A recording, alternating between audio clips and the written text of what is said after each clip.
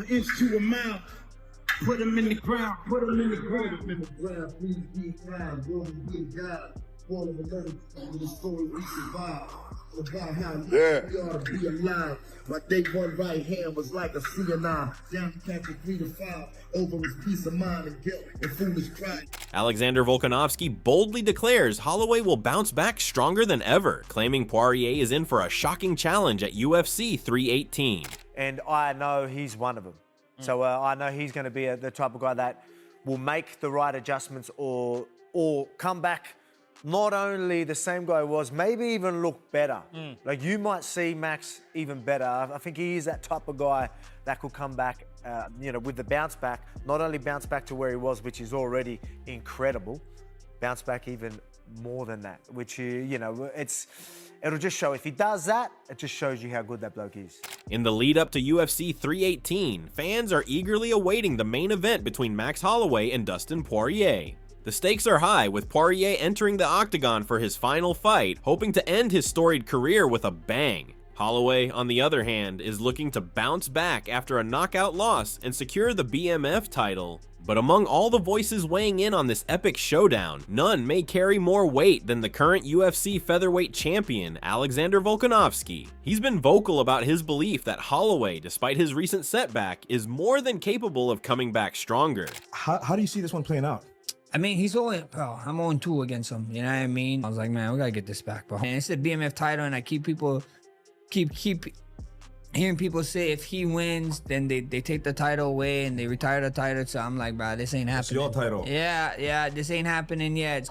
At the end of the day, I'm good friends with Korean Zombie. I retired one legend, you know what I mean? So, hopefully we can keep the ball rolling on retirements and I can get this one. Volkanovski, who has faced Holloway in some of the most high-profile featherweight bouts, predicts that the Hawaiian will recover from his KO loss and return to form. Volkanovski believes Holloway's ability to bounce back from tough situations is one of his greatest strengths. While a knockout loss can often break a fighter mentally, Volkanovski asserts that Holloway's toughness and skill set could see him become even more calculated and dangerous. He sees Holloway not only returning to his old self, but perhaps even improving. His prediction, the BMF title fight at UFC 318, could be a much tougher challenge for Poirier than many anticipate. His composure, his belief in himself goes a long way. Like when you have that sort of belief in yourself, there's a composure that comes with it while you're in there.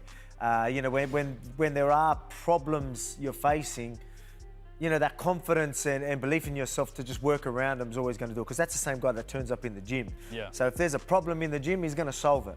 And the same comes fight time, which I feel that's helped me through my career, and I believe the same with him. The history between Dustin Poirier and Max Holloway is well documented. The two have already fought twice before, with Poirier winning both bouts. The first was back in 2012, where Poirier submitted Holloway with a triangle armbar in Holloway's UFC debut. Their second meeting came at UFC 236 in 2019, a war for the interim lightweight title. Poirier emerged victorious again, this time via unanimous decision, handing Holloway his first defeat in over a year. Heading into UFC 318 though, there's an undeniable sense that the rivalry has evolved into a battle of respect. Poirier's upcoming fight is a big one. It's his last hurrah in the sport as the 39 fighter prepares to retire after this bout. Holloway, fresh off a knockout loss to Ilia Topuria, has something to prove. Guys who are 0-2 have never won the third fight. My only caveat with that is you're talking Max Holloway and Dustin Poirier. I'd say Max Holloway's evolved so much since those last two fights. Their first fight was 12 years ago. Their second fight was 6 years ago. He took the second fight on short notice, if you remember that. Wasn't a natural 155er, just kind of didn't cut weight at the time. Came in there. There's a huge power difference. Yeah. It's Dustin Poirier's last fight. They're both so much better since they competed 6 years ago. Way better than they competed 12 years ago. But if you had a chart on who's progressed the most, it'd be Max Holloway, especially at 55. Especially now he's older. He's so much better. He's so much better. But history says Dustin Poirier should win this fight. And in his hometown, and he got Little Wayne walking him out. Despite the fierce competition between them, there's an underlying camaraderie. When Poirier and Holloway faced off during fight week for promotional duties, there was no animosity. Instead, Poirier simply said to Holloway, "One more time, big dog." The mutual respect between the two fighters shines through, which adds an interesting emotional dynamic to the fight. Holloway, the resilient and versatile fighter, will look to prove that he can adjust to Poirier's boxing and power.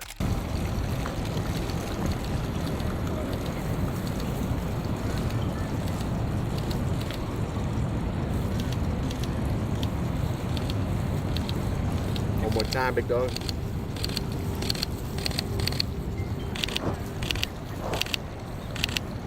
Great, guys. While much of the focus for UFC 318 has been on the personal storylines and legacies of Holloway and Poirier, UFC heavyweight champion Tom Aspinall has thrown a curveball with his candid opinion on the BMF title. Introduced in 2019, the BMF belt has often been viewed with skepticism by many in the MMA community, as it doesn't carry the prestige of the UFC's official titles. Aspinall, who has been on a tear in the heavyweight division, doesn't hold back on his thoughts about the BMF title. He's blunt in his assessment, stating that while it may be a title, it's not a world championship. Aspinall's point is clear: Poirier and Holloway are already legends in the sport, and the BMF title doesn't really add anything to their already impressive legacies. As a fighter, where's the psychology of this? Because he's coming into this, he's announced that this is his last one, it's in front of his hometown, the UFC have made this show for him. We're going to Louisiana for Dustin, the Diamond, Poirier. Yeah. So where do you think his head's at now walking into this last one with Max? I think Dustin is going to have a bit of a F-it mentality, I think. I think he's just going to go like, look, it's the last one. I've got 9 losses. What does it matter if I've got 10? Let's just go for it. Let's just enjoy it. Like I say, hometown stuff. As we said at the top of the show, anyone who doesn't respect these guys, they're not MMA fans. No. In a more analytical light, Chael Sonnen raised an interesting point regarding Poirier's approach to his previous victory over Holloway. In the aftermath of their first meeting at UFC 236, Poirier openly discussed the strategy that helped him defeat the Hawaiian, disrupting Holloway's rhythm. Sonnen suggests that Poirier's candidness about Holloway being a rhythm fighter, one who thrives on a high-output, flow-based approach, could come back to haunt him. After all, Holloway is known for adapting and evolving in fights. If he's learned from Poirier's analysis, it could lead to significant adjustments in his strategy. And I think that you and I are two people that really appreciate what this belt means. That was an incredibly strong analysis by you right there. I really respected that breakdown. Let me ask you one thing. When you're talking about he's got to fight like he did in rounds 2 and 3, how can Max weaponize pace? Yeah. Because that is one thing that he's got above everybody, and I would think even Dustin, but he wasn't able to use it. He wasn't able to wear him down and tire him out. Is that a size issue? Does it come back to this word rhythm? That's what it was. How does Max weaponize his pace? But that's what it was in the second fight. Dustin was too big. And Max wasn't like, he even said it. He goes, I have a spare tire. He goes, I'm just gaining weight. This time, if we look at the Max Holloway that showed up at UFC 300, he was not fat. He looked like a legitimate 155-pounder. And Max has pointed to that. Max goes, yo, Max actually said, I've never thought about this, Chael. Max said, he goes, I think Ilia Toporia's win streak is overrated. We were saying it was the best 3-fight win streak of all time. Max goes, it's overrated because you guys are looking at the names. He goes, but think about this. Volkanovski just got knocked out by Islam, came back way too fast. He goes, I got knocked out, sure. He goes, but I went up a weight, fought well, came back down a weight. So he was essentially, I think he was saying, the weight cut and all the draining himself back down made him more susceptible to being knocked out. He goes, and what about Charles? Charles had won 1 fight in a row. In a more analytical breakdown, Daniel Cormier, a former UFC light heavyweight and heavyweight champion, highlighted Poirier's resilience, particularly in the second fight against Holloway. Poirier started strong in that bout, but found himself under pressure as Holloway began to pick up momentum. However, Poirier didn't falter. Cormier pointed out that Poirier's ability to withstand Holloway's relentless output and keep his composure marked a major growth point in his career. The odds, DC, my bookie has them at a slight favorite for Holloway, -140, Poirier +110. Does that surprise you at all? Like, what's the case, given he's 0-2 against Dustin, for him to be the favorite as we enter fight week here? I just think they saw what happened the last time he fought at 155. I think they saw what he did to Justin Gaethje, and I think because of that, they're giving him respect and credit for it. I mean, and he should get that, right? He fought a tremendous fight in that fight, so we'll see. As a man who's faced both Holloway and Poirier inside the octagon, Charles Oliveira's opinion carries a lot of weight. The former UFC lightweight champion has a unique perspective on the upcoming BMF title fight. Oliveira fought Holloway back in 2015, losing via decision, and faced Poirier in 2021 in a bout for the UFC lightweight title. He has respect for both men, but believes Poirier has the edge in this matchup. Oliveira lauds Holloway's movement and striking abilities, but is quick to give Poirier credit for his sharp boxing, power, and fight IQ. According to Oliveira, Poirier's ability to control the fight and fight with purpose gives him the upper hand. He even praises Poirier's heavy hand and ability to execute his game plan more deliberately, especially when compared to Holloway's more frenetic style. O que você acha que ganha essa agora trilogia? Cara, quando eu lutei com o Holloway, eu não tive a luta, né? Porque foi muito rápido, por causa que eu tive a lesão, né? Eu acho o Holloway um cara que se movimenta muito, um cara que pega. Mas, cara, o Dustin Poirier é um cara que eu tenho um respeito gigantesco. Pra mim, de todos que eu lutei, é o cara que tem um boxe mais afiado, é o cara que bate mais consciente, tem a mão muito pesada, né? Sabe jogar o jogo, vai lutar na casa praticamente. Então, eu acho que o Poirier ganha. O Poirier tá muito mais consciente, tá ligado? As someone with a deep understanding of the technical aspects of fighting, Dominic Cruz has an interesting take on what Max Holloway needs to do to win UFC 318. Cruz believes that Holloway's striking needs to evolve, particularly when it comes to diversifying his attack against Poirier. Cruz points out that Holloway can't afford to stand toe-to-toe with Poirier in the pocket, given the latter's superior punching power. Instead, Cruz suggests Holloway should lean into more kicks, particularly body kicks, head kicks, and low kicks to offset Poirier's boxing. Throw this backhand versus backhand on a southpaw. But what Dustin does real well is he slides back and he flips you over the top with a hook. Oh, counter right hook. So when you go to hit him with the right, boom, you're getting clipped. And then he follows the combo. Boom, then he pop, pop, pop, and you get clipped. So what we got to see out of Max is not only the fake right there so that he can't time that slide back. So when I try to go, he's going to slide back. There, that's what we want out of us. Fit that. And then keep circling to the weak side. Then when you're ready, throw the right and throw the kick. Because he can't time the left hook if you're kicking him.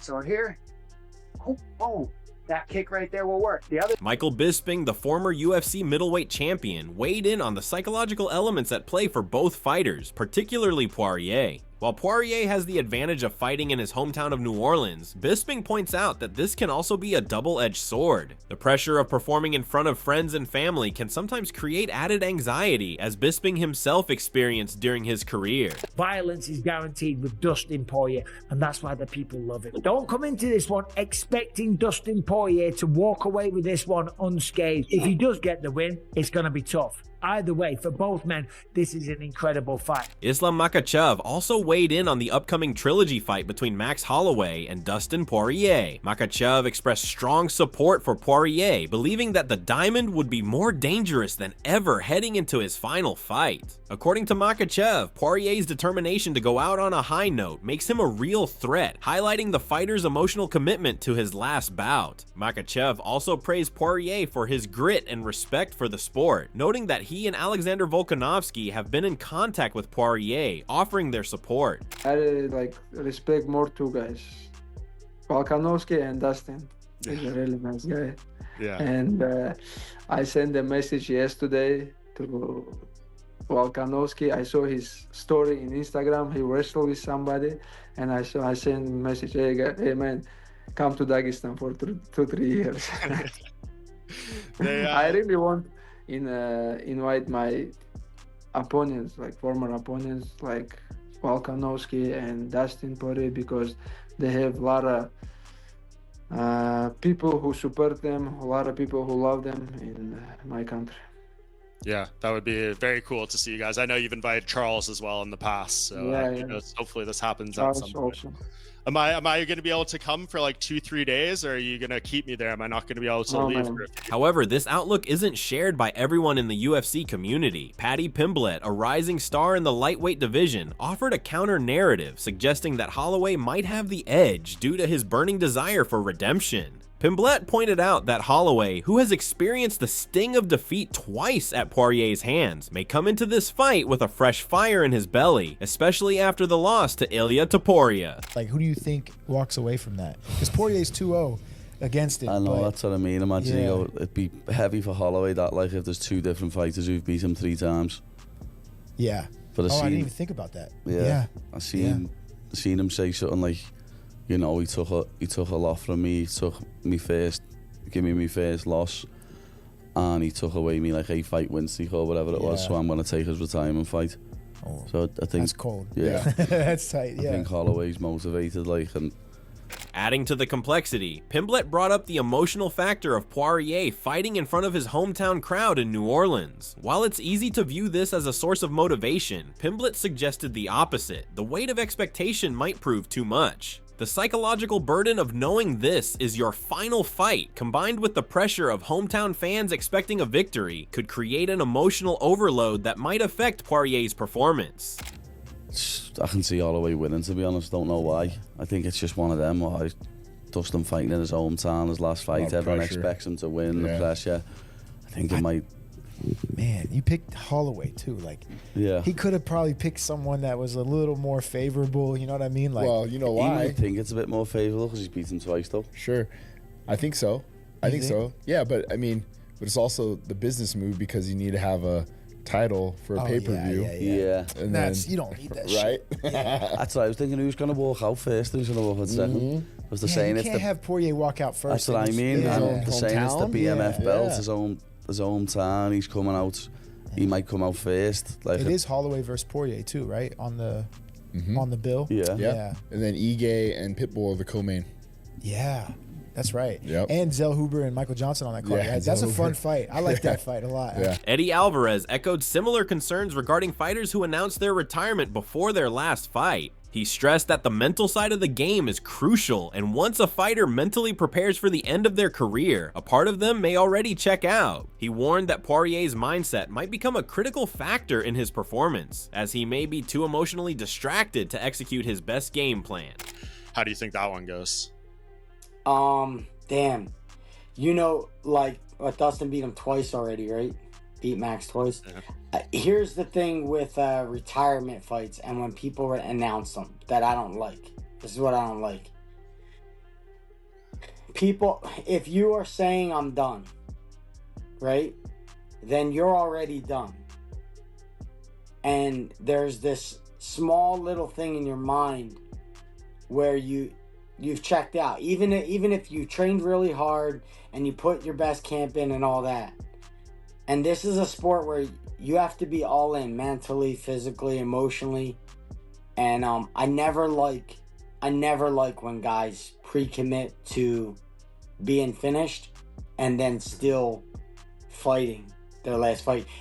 When over time, as I watched that happen, the guy I watch, maybe it could be like 70-80% of the time that guy doesn't win. As UFC 318 approaches, all eyes are on the trilogy fight between Max Holloway and Dustin Poirier. The predictions are varied, with some backing Holloway for a resurgence, others favoring Poirier's experience and power, and some even questioning the validity of the BMF title altogether. One thing is certain though, this is a fight that promises fireworks, emotional stakes, and a legacy-defining moment for both fighters. It's shaping up to be one of the most intriguing matchups in recent UFC history.